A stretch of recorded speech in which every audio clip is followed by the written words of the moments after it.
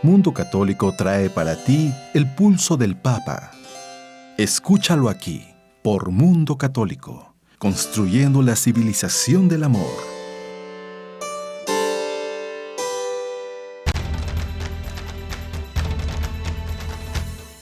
El pulso del Papa, desde Ciudad del Vaticano.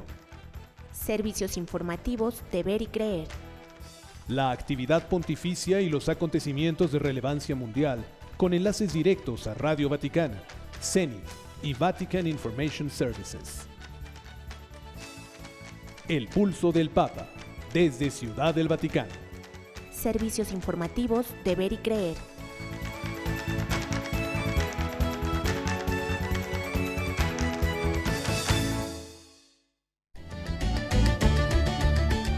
Francisco explica por qué la Iglesia no se ha derrumbado a pesar de los escándalos. El Santo Padre pide rezar y pide más apoyo para los enfermos de Alzheimer.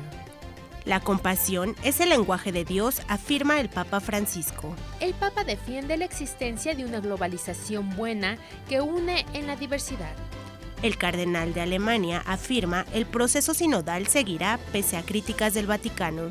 Estados Unidos se sumó a la Marcha por la Vida de México del pasado 21 de septiembre. Productor y actor mexicano denuncia intento de aprobar aborto al sur de México. No será ley. Asamblea Nacional de Ecuador rechaza el aborto. Obispos se oponen a reducción de admisiones para refugiados en Estados Unidos. Estas y muchas más noticias aquí en El Pulso del Papa desde Ciudad del Vaticano. Servicios informativos de Ver y Creer.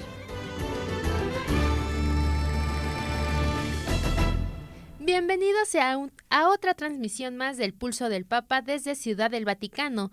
En las voces informativas estamos Isabel Galván y Ana Guadalupe Silvestre. En los controles operativos se encuentra Roberto Pérez Armenta.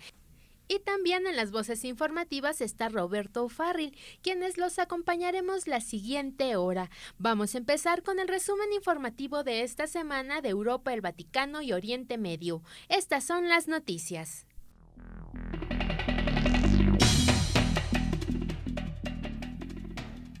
Francisco explicó por qué la Iglesia no se ha derrumbado a pesar de que durante 2 siglos de historia han habido también muchos pecados y tantos escándalos. Así lo indicó el Santo Padre al improvisar en su catequesis del miércoles en la Plaza de San Pedro del Vaticano. Pensemos que la historia de los cristianos también es la historia de la Iglesia, con tantos pecados, con tantos escándalos, con tantas cosas feas durante esos 2 siglos. ¿Por qué no se han derrumbado? Porque Dios está allí.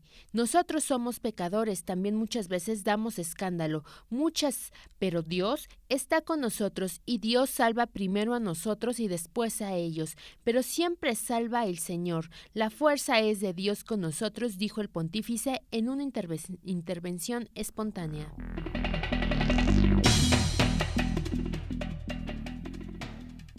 Al finalizar la audiencia general del miércoles, el Papa recordó que el 21 de septiembre se celebraría la fiesta de San Mateo, apóstol y evangelista, por lo que animó a imitar su ejemplo de disponibilidad en el seguimiento de Jesús. Imiten su disponibilidad para seguir fácilmente a Jesús, alentó el Santo Padre, mientras que subrayó que antes de seguir a Jesús, San Mateo estaba pegado al dinero y vendía su patria por dinero. Sin embargo, cuando el Señor lo llamó, dejó todo el dinero para seguir a Jesús.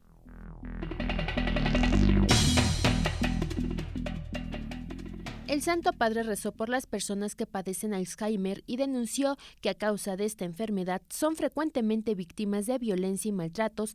Así lo dijo el Santo Padre al concluir la audiencia general del miércoles en la Plaza de San Pedro, en la que lanzó un llamado a brindar más apoyo a los hombres y mujeres afectados por la enfermedad del Alzheimer. El próximo 21 de septiembre es la Jornada Mundial del Alzheimer, una enfermedad que afecta tanto a los hombres como a las mujeres, a quienes a causa de esta enfermedad son frecuentemente víctimas de violencia, maltratos y abusos que pisotean su dignidad, advirtió el Papa.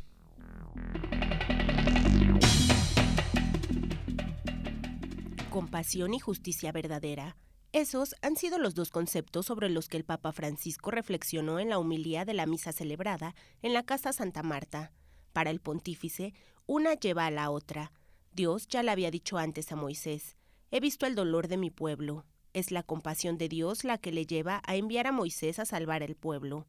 Por ello, Francisco resaltó que nuestro Dios es un Dios de compasión, y la compasión, podríamos decir, es la debilidad de Dios, pero también su fuerza. Es lo mejor que nos da. La compasión es un lenguaje de Dios, aseguró.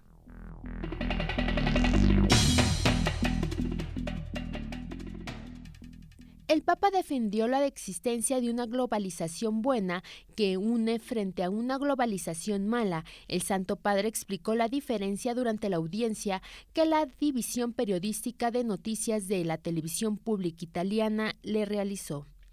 La globalización no es por sí misma algo malo, al contrario, la tendencia a la globalización es buena porque nos une, nos puede ayudar a ser miembros los unos de los otros. Por el contrario, aquello que puede ser nocivo es el modo de ejercer. La globalización busca hacernos a todos uniformes, disolver la riqueza y la particularidad de cada pueblo, tiende a uniformar todo y a todos en vez de poner en valor la diversidad, la peculiaridad, la cultura, las historias, las tradiciones. Entonces esa globalización será nociva.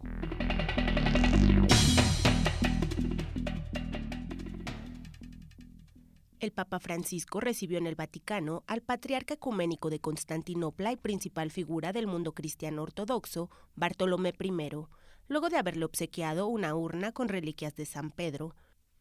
Antes de la reunión con el Santo Padre, el patriarca saludó a los purpurados miembros del Consejo de Cardenales que asesora al Papa Francisco para la reforma de la Curia del Vaticano. En el encuentro al que llegó por invitación del secretario del Consejo, Monseñor Marcelo Semeraro, el patriarca, según informa la oficina de prensa de la Santa Sede, subrayó el valor de la sinodalidad en la Iglesia Ortodoxa y ha asegurado sus oraciones. Al concluir la reunión, el Papa Francisco y el patriarca almorzaron juntos, acompañados de sus respectivas delegaciones en la Casa Santa Marta.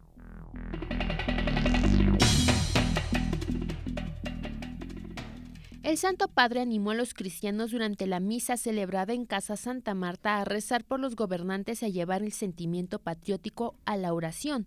A partir de la primera carta de San Pablo a Timoteo, el Santo Padre reflexionó sobre la oración. Pablo subraya un poco el ambiente de una persona creyente. Es la oración. Esa oración en la que se pide que todos recen por todos, para que todos podamos llevar una vida calmada y tranquila, digna y dedicada a Dios. Sin embargo, el Papa quiso detener en una de las peticiones de la oración, por todos los hombres y por los reyes y por todos los que tienen el poder. Se trata de una oración por los gobernantes, por los políticos, por las personas que son responsables de llevar adelante la institución política, un país, una provincia, afirmó.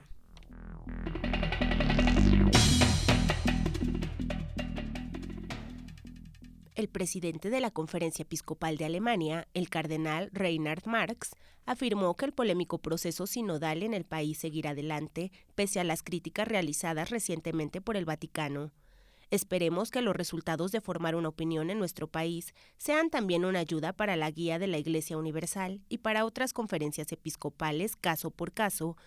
De cualquier modo, no puedo ver por qué los asuntos sobre los que el magisterio ha hecho determinaciones deben ser retirados del debate como su escrito sugiere, escribió el cardenal Marx en una carta enviada al cardenal Mark Ouellet, prefecto de la Congregación para los Obispos en el Vaticano. Incontables creyentes en Alemania consideran estos temas que deben ser debatidos, agregó el cardenal.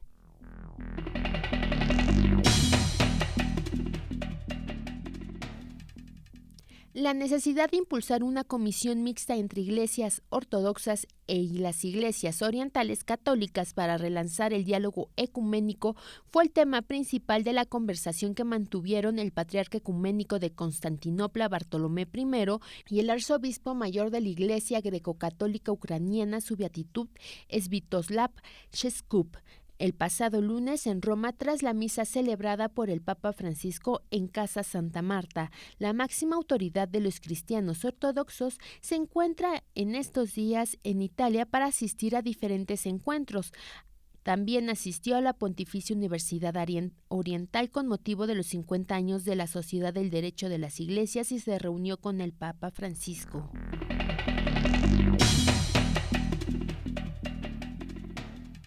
El Consejo de Cardenales que asesora al Papa Francisco en la reforma de la Curia Romana, inicialmente conocido como C9, inició el martes 17 de septiembre en Roma su 31ª reunión plenaria. En la última reunión del Consejo, el pasado mes de junio, los trabajos se centraron en la Constitución Apostólica Praedicate Evangelium sobre la Curia Romana, cuyo borrador se presentó en abril. Según explicó el secretario del Consejo, Monseñor Marcelo Semeraro, en una rueda de prensa en el contexto de la anterior reunión, el desafío misionero fuertemente querido por el Papa Francisco y ya descrito en la Evangelii Gaudium es evidente en el borrador del texto.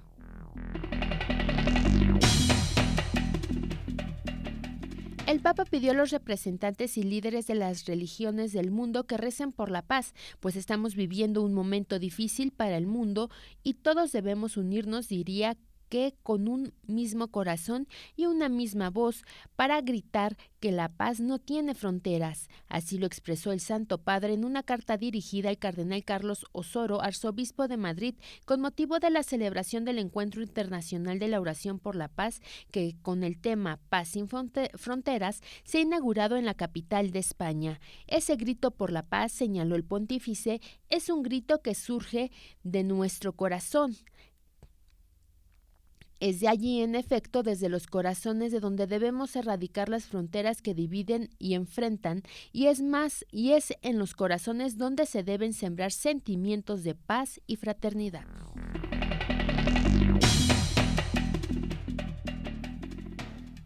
La Pontificia Comisión para la Protección de Menores concluyó el pasado 15 de septiembre en Roma su 11ª Asamblea Plenaria Ordinaria con una atención significativa al concepto de adulto vulnerable. Según se lee en un comunicado de prensa difundido al finalizar el encuentro, la reunión de esta comisión creada por el Papa Francisco en 2014 para establecer iniciativas de protección de menores en la Iglesia se inició el viernes 13 con la escucha del testimonio de un hombre de Brasil que sufrió abusos por parte de su familia y del clero. Según el comunicado, los miembros de la Asamblea Plenaria sigue existiendo una necesidad de que la cultura de protección y la misión de protección estén y se les vea de forma sistemática en la vida de la Iglesia a lo largo del mundo, se indica en el comunicado.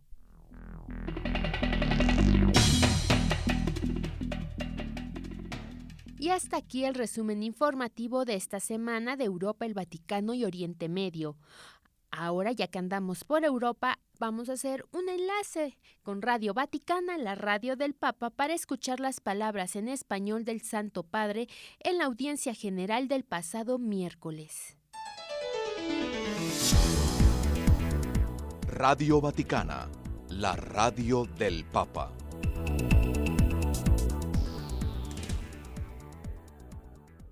Queridos hermanos, en nuestra catequesis sobre los hechos de los apóstoles, llegamos al momento en que los apóstoles son llevados ante el Sanedrín acusados de predicar en nombre de Cristo. A pesar de la prohibición, los apóstoles seguían dando testimonio de Jesús resucitado con gran valentía, llenos del Espíritu Santo. Cuando el Sanedrín está para tomar la decisión de matarlos, se alzó en medio de la asamblea Gamaliel, un fariseo respetado por todo el pueblo, y para ayudarles a reflexionar, tomó la palabra y les enseñó cómo ejercitar el arte del discernimiento frente a una situación que rompía los esquemas acostumbrados. Les pide que dejen libres a los discípulos basándose en la idea de que si su actividad es cosa de hombres, se disolverá, pero si es de Dios, es mejor no luchar contra ellos, porque de lo contrario se expondrían a luchar contra Dios. Las palabras de Gamaliel dan un criterio que tiene sabor evangélico, puesto que invitan a saber reconocer el árbol por sus frutos. También la comunidad eclesial puede aprender del discernimiento realizado por Gamaliel. Este no consiste en aplicar soluciones preconfeccionadas, sino que es más bien un arte, es el ejercicio de la inteligencia espiritual con el que aprendemos a ver la realidad con una mirada contemplativa y a no hacer juicios apresurados, descubriendo en nuestras vidas las huellas de la presencia de Dios. Saludo cordialmente a los peregrinos de lengua española. En particular, saludo al Pontificio Colegio Mexicano en Roma,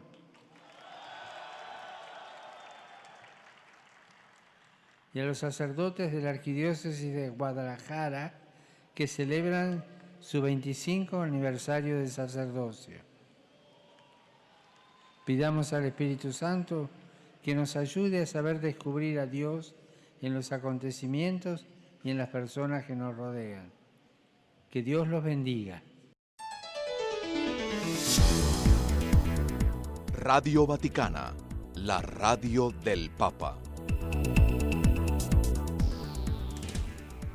Hasta aquí termina nuestro enlace con Radio Vaticana, la radio del Papa. Esas fueron las palabras del Santo Padre en español. Ahora vamos a hacer una pausa comercial, pero no se vaya porque todavía tenemos mucha más información para usted aquí en El Pulso del Papa desde Ciudad del Vaticano. Póngase en contacto con nosotros a través de nuestro correo electrónico elpulsodelpapa@vericreer.com.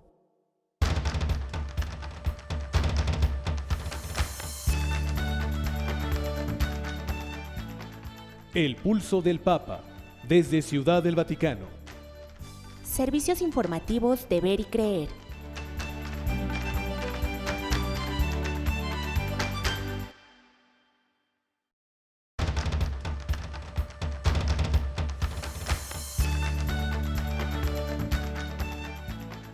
El Pulso del Papa, desde Ciudad del Vaticano. Servicios informativos de Ver y Creer.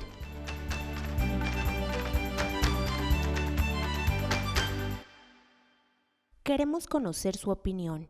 Contáctenos en nuestro correo electrónico elpulsodelpapa@vericreer.com. Continuamos con más del Pulso del Papa desde Ciudad del Vaticano. Roberto Farril ya está listo, va a hacerle una entrevista al padre Adrián Carlos Lozano y nos van a hablar sobre el Papa Santo San Pablo VI. Conozcamos más sobre este Papa. Bienvenido, padre Adrián Carlos. Muchas gracias, Roberto, muchas gracias. Giovanni Battista Montini, sí. Juan Bautista Montini. Sí. El Papa Pablo VI.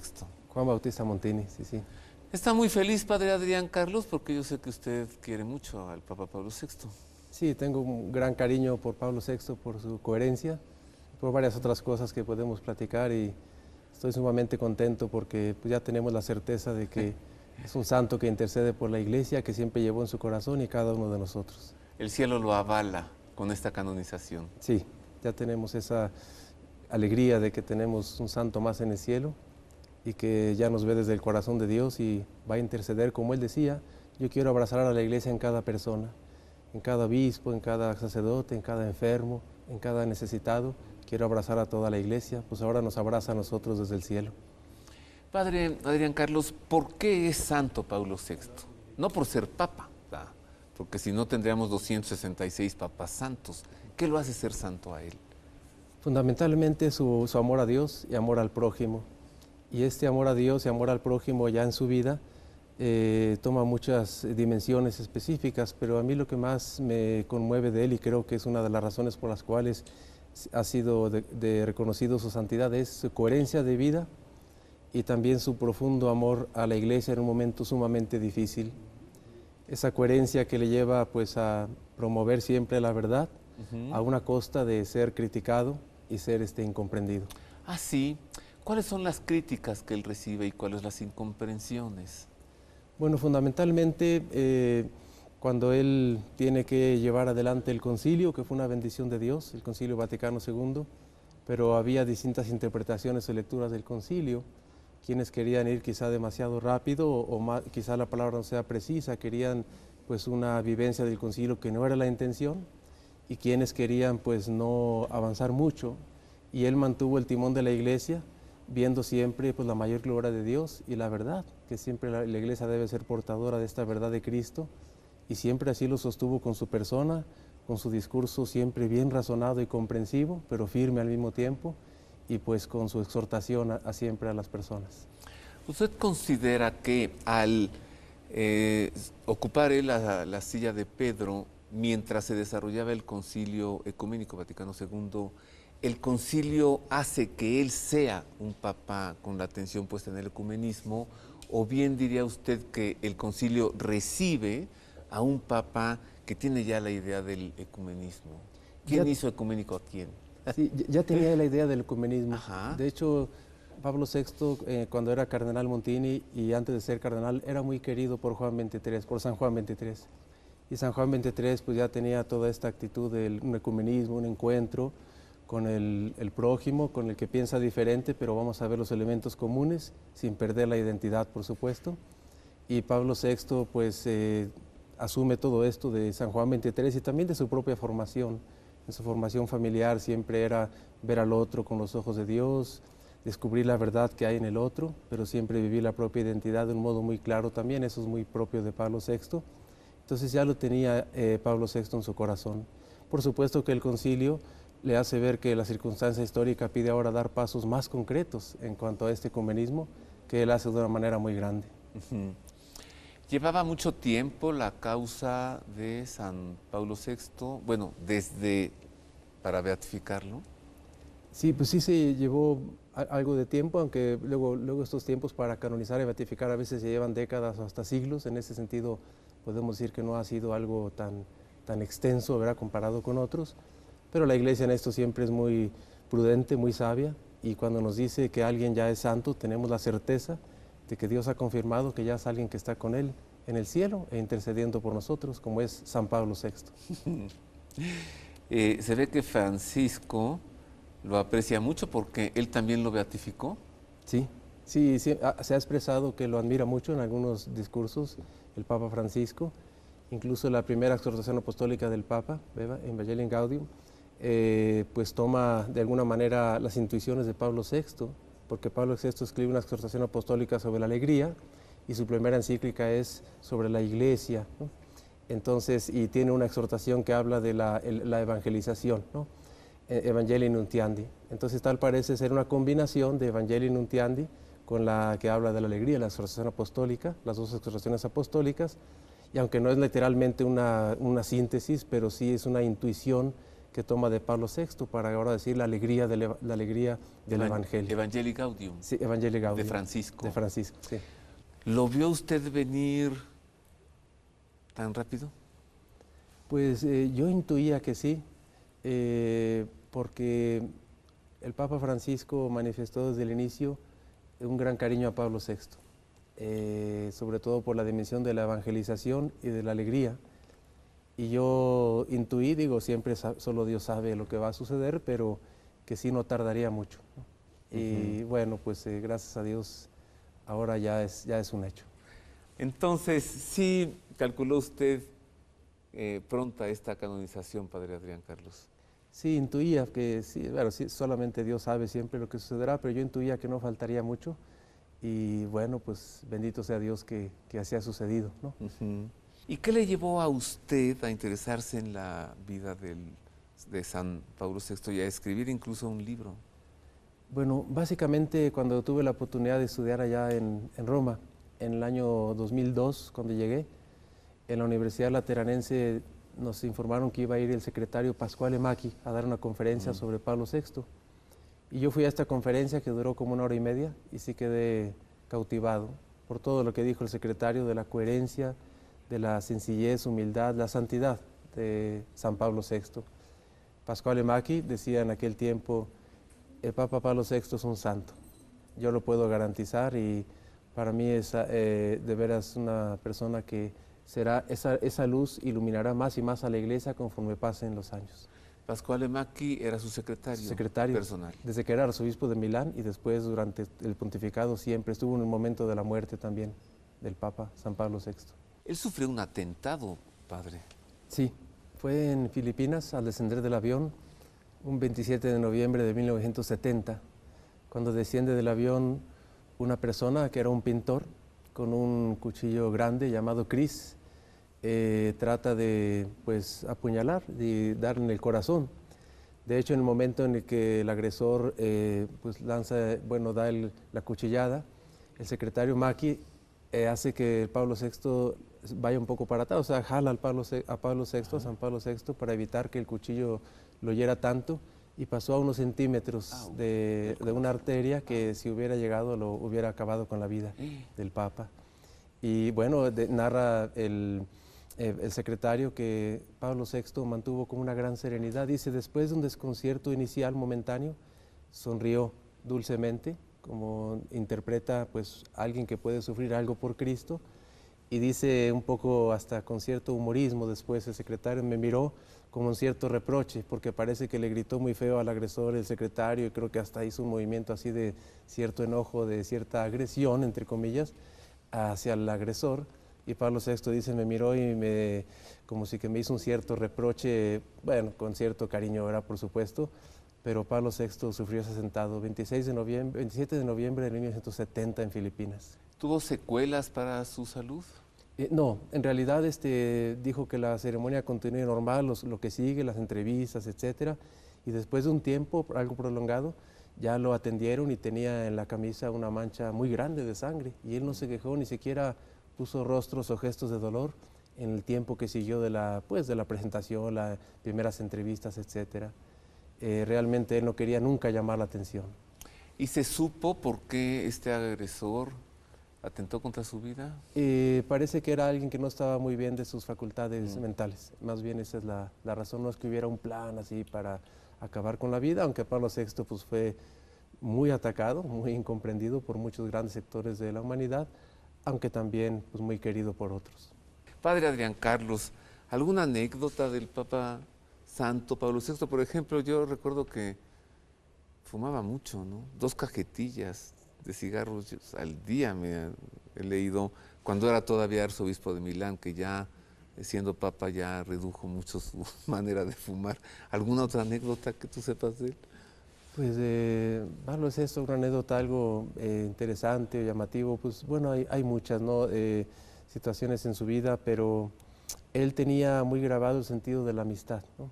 Entonces tenía un gran amigo cuando era todavía, digamos, antes de ser sacerdote, pero ya estaba con inquietud de entrar al seminario, Andrea Treveschi se llamaba. Y bueno, le dirige una carta una vez saliendo de un retiro, narrándole su experiencia de Cristo a este gran amigo, ¿no? Y esto me parece que nos deja muy claro el valor de la amistad, que valoraba de esa manera Pablo VI. De hecho, escribe mucho también sobre el valor de la amistad, y el gran amigo ante todo es Cristo.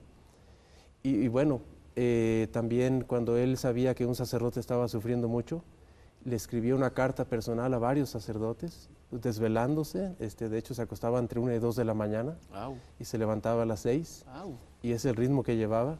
Y a veces era pues por escribir cartas a sacerdotes que sabían que estaban en dificultad, en sufrimiento, para consolar y a cada uno, y pues carta pues en ese momento a mano, con esa paciencia.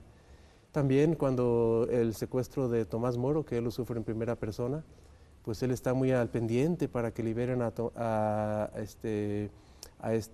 Moro, perdón, a su amigo Aldo Moro, muy al pendiente para que lo liberen, y redacta una carta donde pide la liberación, pero al final comete un error, ¿no?, de escritura, y la vuelve a hacer toda para que de su parte se pongan todos los medios para que liberen a su gran amigo Aldo Moro, que finalmente fue asesinado. Sí. Son unas anécdotas entre otras. Para mí me conmueve mucho la actitud hacia los sacerdotes, de enorme cariño. Un día un sacerdote sufría mucho, y cuando era arzobispo de Milán le dice: padre, si le falta todo, nunca le va a faltar la bendición de su arzobispo. Siga adelante. Pues este saludo dicen que consoló muchísimo y fortificó mucho a este sacerdote. ¿Qué nos deja como iglesia, como fieles, como creyentes, como pueblo de Dios, saber que Pablo VI ha sido canonizado? Yo pienso que nos deja un claro camino para seguir el corazón de Cristo y amando profundamente a la iglesia. Pero el amor a la iglesia como lo entendió Pablo VI, que es amar a la iglesia en cada persona, en cada enfermo, en cada necesitado, en cada hermano, y este amor a la iglesia conlleva lo que Benedicto XVI después llamó caridad de la inteligencia o fidelidad a la verdad. Me parece que San Pablo VI nos deja este gran legado, un amor a la iglesia como consecuencia del amor a Cristo, porque la iglesia nace del corazón de Cristo, y también una fidelidad a la verdad como forma de caridad, y una fidelidad que lleva incluso a dar la vida por la verdad, si no físicamente, al menos pues poner en primera persona, en primera línea, la verdad de Cristo. Me parece que ese es el gran legado que nos deja San Pablo VI. San Pablo VI. Bueno, ya están canonizados todos los últimos papas, ¿no? Los más recientes. Falta allí Juan Pablo I. Entiendo que ya se abrió su causa de beatificación. Entiendo que sí. Y falta Pío XII. Sí, yo pienso que el tiempo irá dándonos a estos papas santos también, y yo estoy seguro que en un futuro será San Benedicto XVI y San Francisco. Ante un momento muy difícil de la historia del mundo, Dios, la providencia, concede papas santos, como lo está haciendo ahora. Y es importante, me parece, mencionar que San Pablo VI siempre defendió la memoria de Pío XII, que esperemos que algún día se reconozca San Pío XII, porque en el contexto de la Segunda Guerra Mundial hizo lo que pudo en aquella dificilísima circunstancia y salvó miles y miles y miles de vidas, y Pío XII también, cuando ese silencio, a veces interpretado mal, de Pío XII ante muchas circunstancias lo hizo, sacrificando quizás su justificación personal por salvar miles y miles y miles de vidas, como hizo, de muchos judíos y de vidas en general, ante esa situación de la guerra mundial, la Segunda Guerra Mundial. Caray, y el nazismo. Sí. Muchas gracias de nuevo, Padre Adrián Carlos. Muchas gracias. Muchas gracias al Padre Adrián Carlos Lozano por habernos hablado sobre el Papa San Pablo VI, y muchas gracias a Roberto Farril por haber hecho esta entrevista. Les queremos recordar que el programa El Pulso de la Fe se transmite todos los domingos por canal 1.2 en televisión abierta o 140 en Sky a las 4:30, y el programa Ver y Creer se transmite en TV Mexiquense en televisión abierta en el 1.3 y en Sky 156 a las 10 de la mañana todos los domingos. Y por si se lo perdió, el programa que se transmite por TV Mexiquense, el de Ver y Creer, lo puede ver el sábado a las 11 de la noche. Vamos a hacer una pausa comercial, pero no se vaya porque tenemos mucha más información para usted aquí en El Pulso del Papa desde Ciudad del Vaticano. Haga suyo este espacio. Le invitamos a enviar sus sugerencias y opiniones a nuestro correo electrónico elpulsodelpapa@vericreer.com.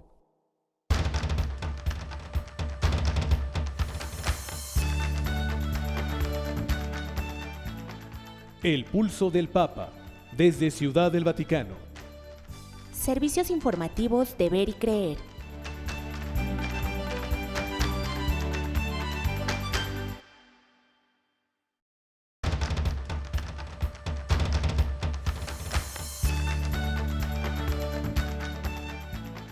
El Pulso del Papa, desde Ciudad del Vaticano. Servicios informativos de Ver y Creer.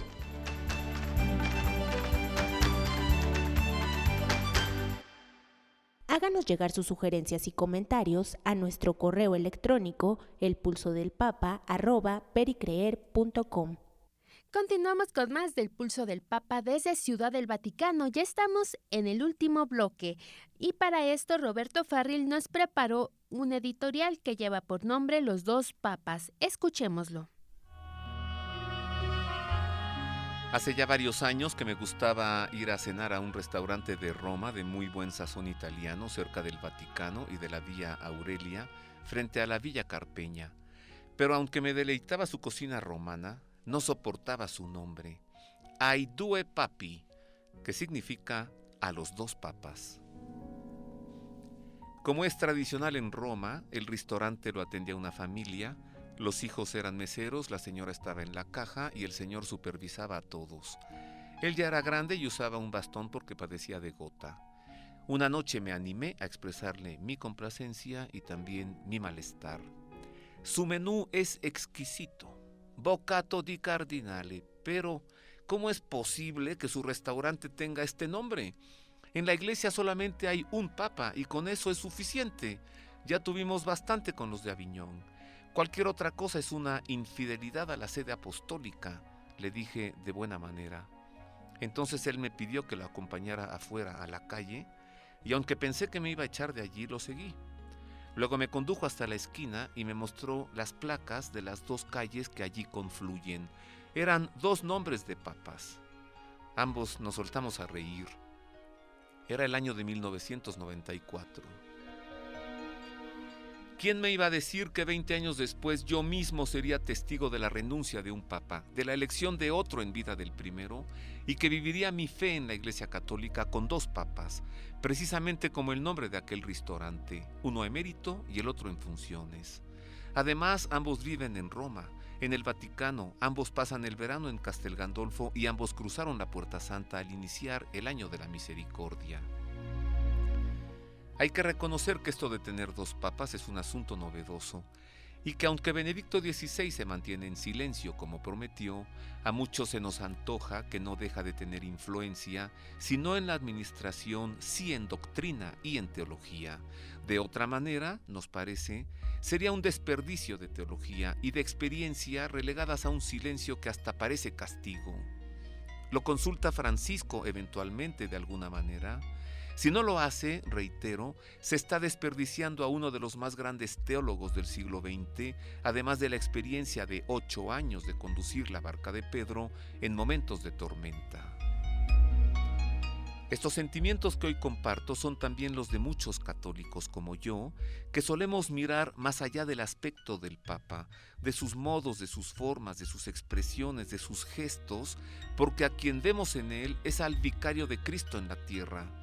Por lo que a casi 3 años de vigencia del pontificado de Francisco, no dejamos de hacernos muchas preguntas en torno a esto de tener 2 papas en Roma, aunque uno se diga emérito. Es innegable que la renuncia del Papa Benedicto inspiró diversas teorías. La más extendida sostiene que su renuncia es inválida porque no renunció libremente sino obligado, aunque él mismo haya expresado que renunciaba en plena libertad. Y que si la renuncia de Benedicto es inválida, entonces el pontificado de Francisco no es canónico y por lo tanto es un papa ilegítimo. Pero ahora, al verlo cansado, anciano y endeble, mucho más que aquel 11 de febrero de 2013, cuando anunció su deseo de renunciar, consideramos su responsable decisión.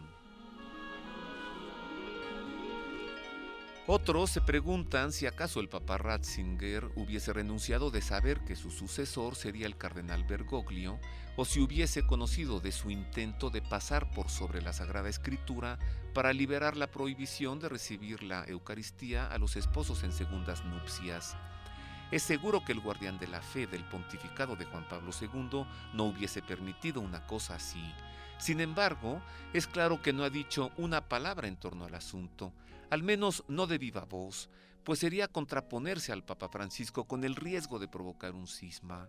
Es posible entonces que el Papa emérito esté optando por un mal menor que consiste en guardar silencio, aunque él sepa que se perderían muchas almas, pues comulgar en pecado se traduce en condenación eterna. Una expresión que ya corre por los pasillos del Vaticano y que se gestó desde el seno de la Curia Romana, que atraviesa por una reforma emprendida por el Papa Francisco, define esta realidad que se vive en la sede de Pedro. En su deseo de acercar a los alejados, parece ser que el Papa Francisco está alejando a los cercanos. Les queremos recordar que si quiere leer esta y otras editoriales de Roberto Farril, lo puede hacer a través de la página www.vericreer.com. Ahora vamos a escuchar el resumen informativo de esta semana de México y América. Esto fue lo más importante.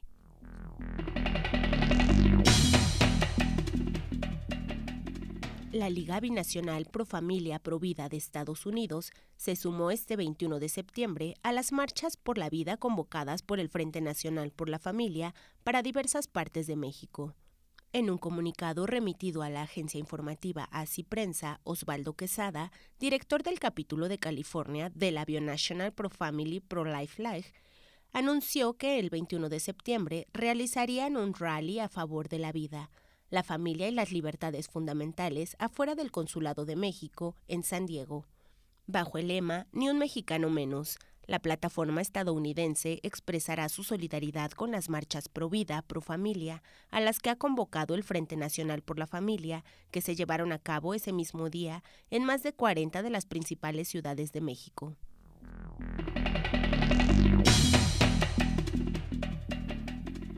El actor y productor mexicano Eduardo Verástegui, conocido defensor de la vida desde la concepción, denunció un intento de aprobar el aborto en Lo Obscurito, en Oaxaca, al sur del país, poco después de que se realizara la primera de las 32 premiers de la película Pro Vida Un Planet, o Un Inesperado en español, que se estrenará en el país el próximo 25 de octubre, Verástegui señaló en su cuenta de Instagram que la semana pasada nos enteramos de la iniciativa de 4 iniciativas en contra de la vida que quieren aprobar en los próximos días en el Congreso local de Oaxaca. Estas iniciativas, dijo, son promovidas por 3 legisladores y un grupo de radicales que quieren que estas modificaciones de leyes pasen en Lo Obscurito sin que el pueblo de Oaxaca se entere y se dé cuenta y sin ser escuchado.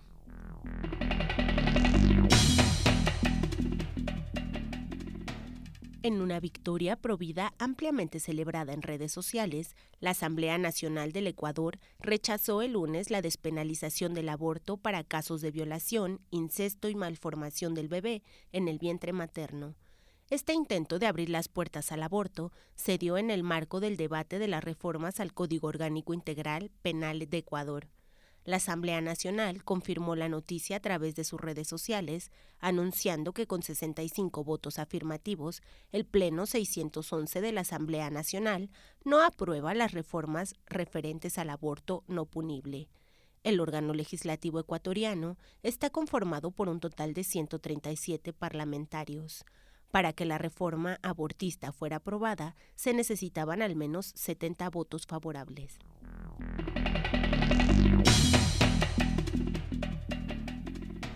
La doctora Leana Wen, expresidenta de Planned Parenthood, a quien el directorio despidió en julio en medio de conflictos internos, aún se encuentra en un desacuerdo contractual sobre los términos de su salida y denunció que están tratando de comprar su silencio.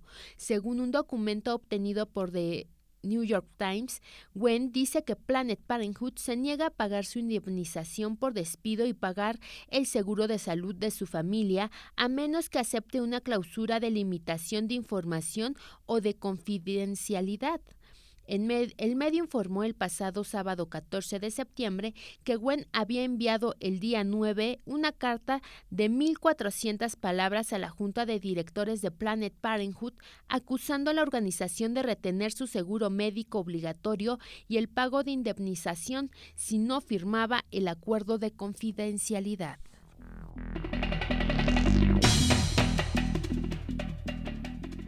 Mediante un comunicado, los obispos de Estados Unidos se opusieron categóricamente a la reducción de admisiones para refugiados en el país, ya que esto atenta contra los valores como nación de inmigrantes y protectores de la libertad religiosa y los derechos humanos. A la luz de las contribuciones extraordinarias de los refugiados a nuestro país y de la lucha del mundo con la mayor crisis de desplazamiento forzado registrada y los máximos históricos en la persecución religiosa, nos oponemos categóricamente a cualquier reducción adicional en el programa de reasentamiento de refugiados, enfatizaron. El presidente de la Conferencia de Obispos Católicos de Estados Unidos, el cardenal Daniel DiNardo, y el presidente del Comité de Migración, Monseñor Joey Vázquez, se pronunciaron frente a los reportes que indican que el número de admisiones para refugiados para el 2020 sea inferior a 30,000, cifra que ya es la más baja en la historia.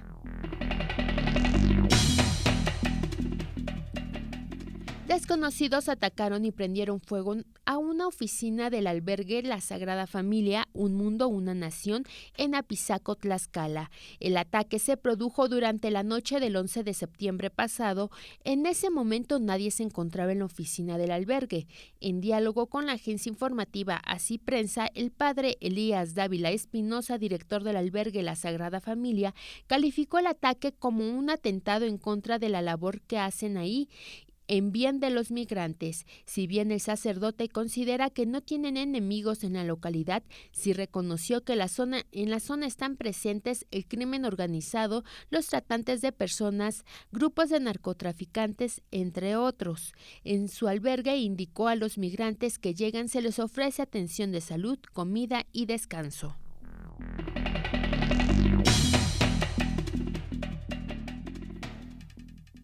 El pasado fin de semana fue ordenado Michael Trestrail, el primer sacerdote ciego en la historia de Trinidad y Tobago en las Antillas, junto a otros 3 diáconos.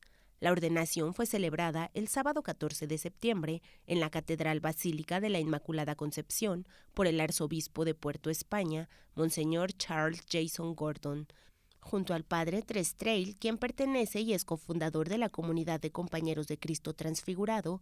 Fueron ordenados sacerdotes Wesley Lane, Stefan Alexander y Kevin Sylvester.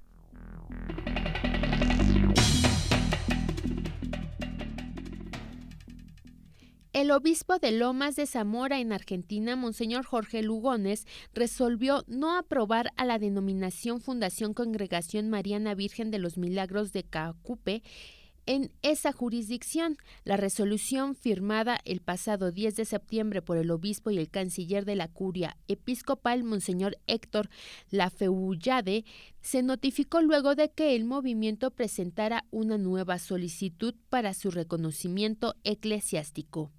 Si bien sus miembros visten hábitos similar al franciscano y realizan algunas actividades caritativas a favor de la comunidad, no son un instituto de vida religiosa, tampoco una asociación privada de fieles reconocida por la Iglesia Católica, expresa la resolución.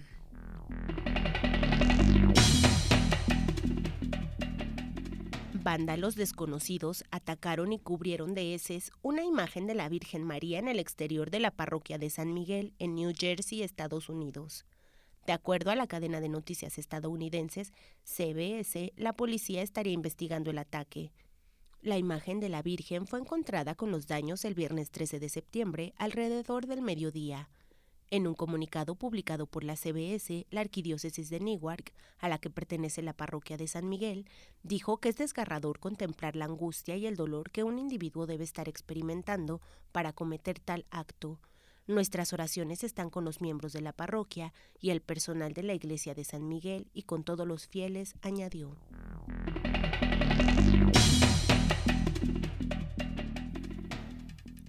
Una reliquia ósea y una estatua de San José Sánchez del Río, conocido afectuosamente como San Joselito, llegaron a la Arquidiócesis de San Antonio, Texas, en los Estados Unidos. La reliquia y la escultura partieron el 8 de septiembre de la Ciudad de México, pasando por la diócesis mexicana de Matamoros y la de Estados Unidos de Brownsville, antes de llegar a San Antonio. En la Catedral de San Fernando de la Arquidiócesis de San Antonio, la reliquia de San Joselito fue venerada el domingo. Ese mismo día, tras culminar la Santa Misa, el arzobispo de San Antonio, Monseñor Gustavo García Siller, destacó que San José Sánchez del Río fue martirizado porque estaba proclamando su fe católica, porque estaba proclamando a Jesucristo como su Rey.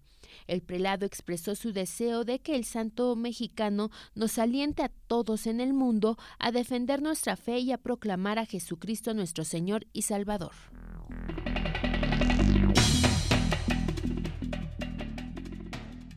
Y hasta aquí los acontecimientos más importantes de esta semana de México y América. Usted ha quedado informado. Y hasta aquí también el noticiero de esta semana. En las voces informativas estuvo Isabel Galván y Ana Guadalupe Silvestre. En los controles operativos estuvo Roberto Pérez Armenta, quienes juntos les deseamos una bendecida semana y los esperamos la siguiente semana. Lo dejamos con la bendición del Santo Padre. Dominus vobiscum, et cum spiritu tuo, sit nomen Domini benedictum, et hoc nunc et usque in saeculum. Aiutorium nostrum in nomine Domini. Qui fecit caelum et terram. Benedicat vos omnipotens Deus, Pater et Filius et Spiritus Sanctus. Amen.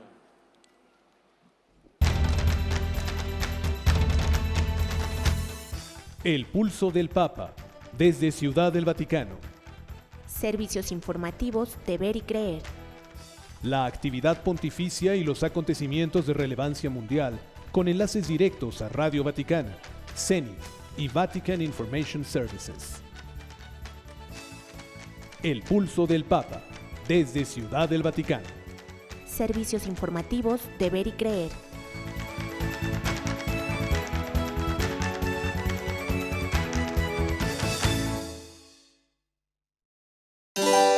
Mundo Católico trae para ti el pulso del Papa. Escúchalo aquí, por Mundo Católico, construyendo la civilización del amor.